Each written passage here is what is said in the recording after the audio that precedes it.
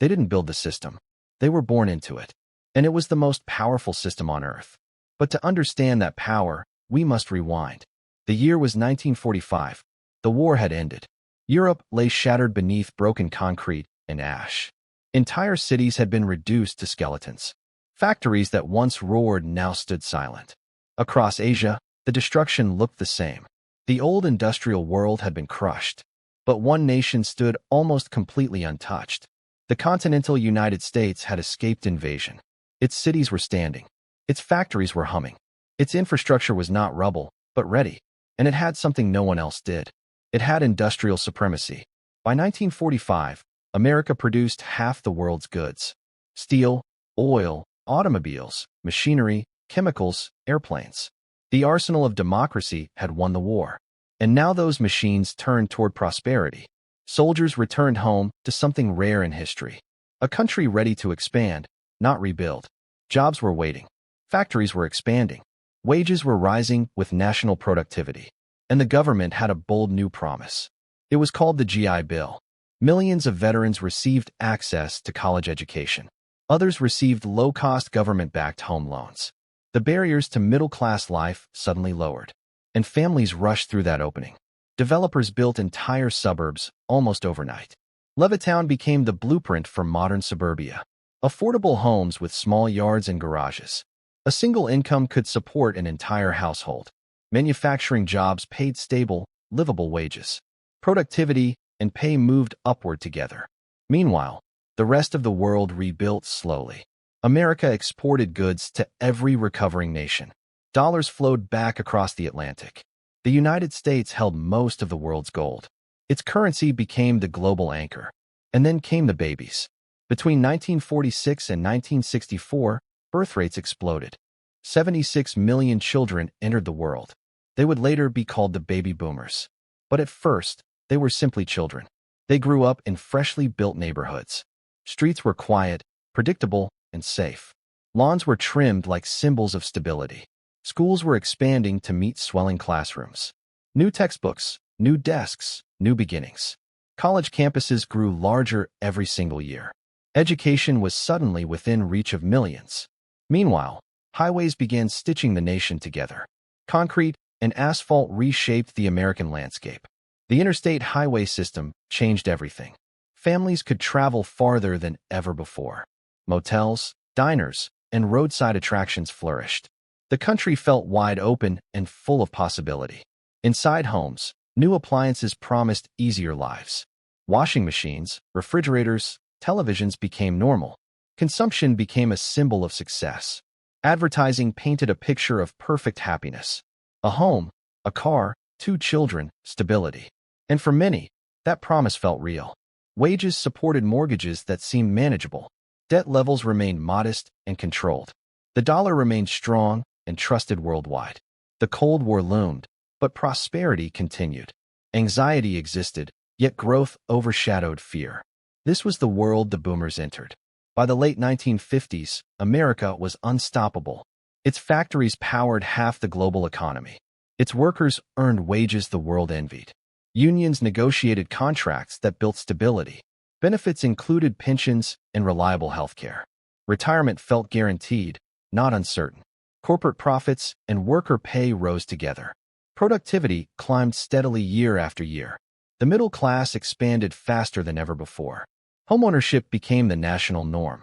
Equity quietly accumulated beneath those rooftops. Children grew up surrounded by material abundance. Refrigerators were full.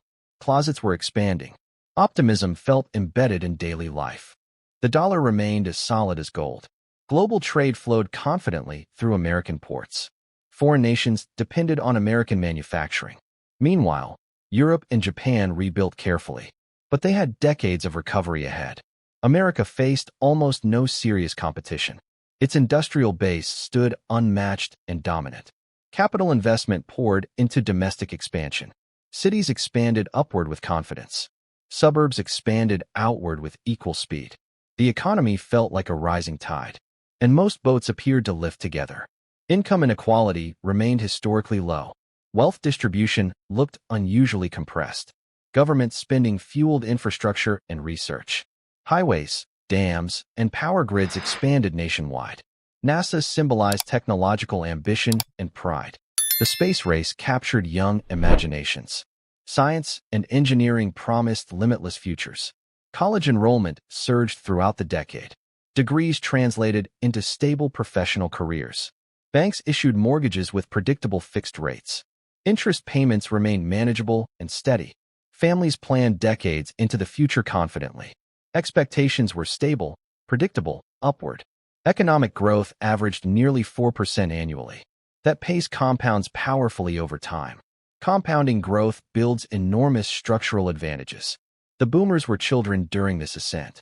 They absorbed stability as background noise. Prosperity felt ordinary, not extraordinary. Growth felt natural, almost automatic. Few questioned whether it could continue. Few imagined serious economic reversal. The system seemed self-sustaining and resilient. It generated wealth with remarkable consistency. And the children of that era watched closely. They saw parents rewarded for steady work. They saw neighbors upgrade homes confidently. They saw television stories of national triumph. The narrative was simple. Progress was inevitable. Hard work would reliably unlock prosperity. The ladder upward appeared sturdy and accessible, and it stood firmly on solid ground. This foundation mattered more than they knew. It shaped expectations for decades to come. Stability became the baseline assumption of adulthood. Risk felt distant, abstract, manageable. Global dominance felt permanent and secure. The dollar anchored international finance. American manufacturing set global standards. Confidence permeated boardrooms and factory floors alike. The boomers inherited this upward momentum. They did not design the machinery beneath it, but they would grow up standing on it. And for a time, it kept lifting them. But no system expands forever without strain. By the late 1960s, pressure quietly mounted. The Vietnam War demanded enormous financial resources. Government spending surged beyond previous peacetime norms. At home, social programs expanded rapidly.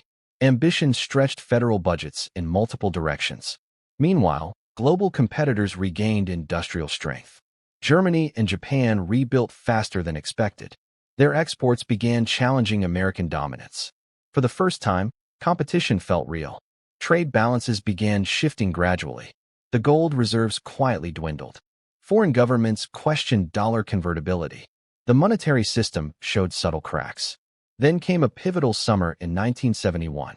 The United States closed the gold window. Dollars would no longer convert to gold. The global monetary era quietly transformed overnight. Few ordinary citizens noticed immediately. Life continued much as before. But inflation began stirring beneath the surface. Prices edged upward year after year. Wages no longer perfectly matched productivity. The smooth upward climb began flattening. Then came the oil shock of 1973. Gasoline shortages shocked American drivers. Energy prices surged almost overnight. Inflation accelerated into uncomfortable territory. Savings lost value faster than expected. Confidence began to wobble. Stagflation became the new economic word. Growth slowed while prices kept climbing. Factories faced declining global competitiveness. Some plants closed permanently. Industrial towns felt the impact first. Layoffs replaced lifelong job security. Pensions grew less certain than before. The rising tide no longer lifted all boats. Inequality began widening again. The post-war formula showed visible strain. Yet many boomers were entering adulthood now. They stepped into an economy in transition. Some opportunities still looked abundant. Others were quietly disappearing. The easy era was fading gradually, but its structural advantages remained powerful. Home equity had already accumulated substantially. Education levels were historically high. Assets purchased cheaply had appreciated dramatically. The earlier boom still echoed forward, and that echo cushioned the slowdown. Boomers inherited both strengths and strains. They did not create the golden decades, nor did they cause the war's aftermath. They were born at a historic inflection point, a moment of unmatched industrial supremacy, a moment of compressed global competition, a moment of expanding middle-class opportunity, and a moment unlikely to repeat. History rarely offers such clean advantages twice. By the late 1970s, transformation was undeniable. Inflation peaked at painful double digits. Interest rates climbed to historic heights. Mortgage payments became far more burdensome. The economy felt unstable and unpredictable, yet foundational wealth still provided cushioning. Property values generally continued rising long-term. Stock markets eventually recovered and expanded. The system bent, but did not collapse. And boomers entered midlife atop its remnants. The 1980s introduced a new economic philosophy. Regulation loosened across finance and industry. Markets were trusted to self-correct efficiently. Taxes shifted, incentives changed, capital accelerated. Corporate profits began climbing rapidly again. But wage growth no longer kept pace. Productivity continued upward without matching pay. The gap gradually widened over decades. Meanwhile, asset prices surged dramatically. Real estate values climbed almost relentlessly. Those who owned property saw enormous gains. Many boomers already owned homes by then. Equity compounded quietly in the background. Retirement accounts benefited from market expansion. Stock ownership became increasingly widespread. Bull markets stretched across long periods. Financialization reshaped the American economy. Manufacturing shrank as services expanded. Globalization accelerated supply chains worldwide. Production increasingly moved overseas. Cheaper goods filled American store shelves. Consumers benefited from lower prices. But domestic factory jobs continued disappearing. Some regions struggled more than others. Yet property-owning households often prospered. The 1990s brought another wave of optimism. Technology stocks soared dramatically. Paper wealth expanded at breathtaking speed. Then the dot-com bubble burst abruptly. Markets fell, but eventually recovered again. The housing market soon took center stage. Easy credit fueled rapid home purchases. Prices rose faster than incomes once more. Speculation replaced caution in many markets. Then came the financial crisis of 2008. Housing prices collapsed in cascading waves. Retirement accounts plunged sharply downward. Panic spread through global markets. Yet the system once again stabilized. Asset prices eventually recovered and exceeded prior peaks. Those who held assets regained lost ground. Younger generations faced steeper entry barriers. Home prices outpaced early career wages significantly. Student debt burdens grew heavier each year. Job markets felt more competitive and unstable. The latter appeared taller and narrower. Meanwhile, established homeowners watched equity multiply. Wealth concentrated increasingly among asset holders. The generational contrast became more visible. Some labeled it selfishness. Others called it structural advantage. The truth is more complex than blame. Boomers inherited extraordinary post-war conditions. They also experienced volatility and disruption. But the starting position mattered enormously. Beginning atop a rising tide changes outcomes. Beginning during calm waters feels very different. History sometimes grants rare economic windfalls. The post-war boom was one of them. It shaped the lives of millions profoundly. It also shaped expectations for generations following. Comparisons emerge when trajectories diverge. Resentment grows when ladders seem removed. But systems evolve beyond any single generation's control. No generation designs the entire economic machine. They operate within the structures they inherit. The boomers were born into extraordinary leverage. That leverage compounded over decades. And its effects are still unfolding today. The world they inherited shaped the world we inhabit. Please like, subscribe, turn on notifications, and comment the next video topic in the comments.